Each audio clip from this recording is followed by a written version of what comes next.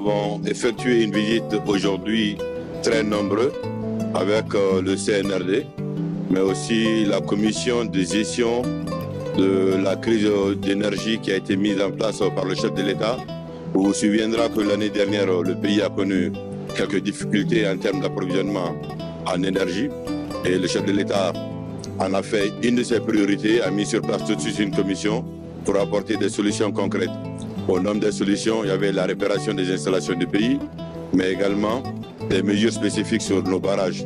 Mais une des solutions également était de faire venir un bateau pour assurer la desserte en énergie des populations.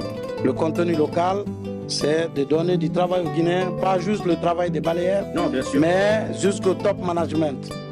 C'est aussi de former les Guinéens pour le meilleur transfert de compétences et de technologies. Quand on voit ce que vous êtes en train de faire aujourd'hui, nous rêvons que dans quelques années, que les Guinéens puissent faire la même chose aussi.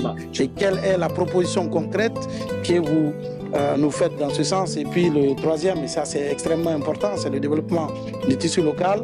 Comment aussi donner des opportunités de business aux entreprises guinéennes à travers ce type de projet pour qu'ils puissent être dans l'écosystème.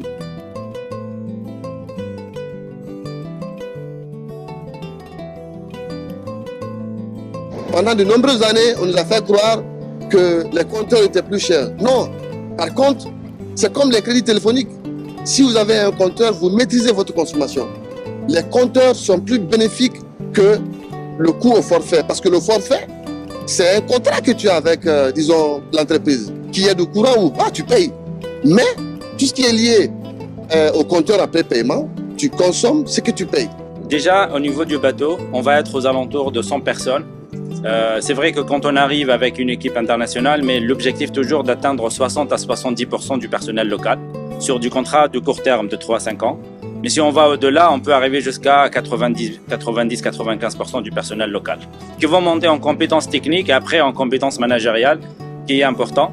D'ailleurs, l'avantage qu'on a eu aussi, c'est qu'on était, on va dire, on connaît un peu le contexte. On a aussi des gens qui sont très bien formés sur des centrales. Parce que vous savez, la centrale que vous avez sur Terre ici, c'est l'équivalent que nous, on a sur le bateau. C'est les mêmes technologies.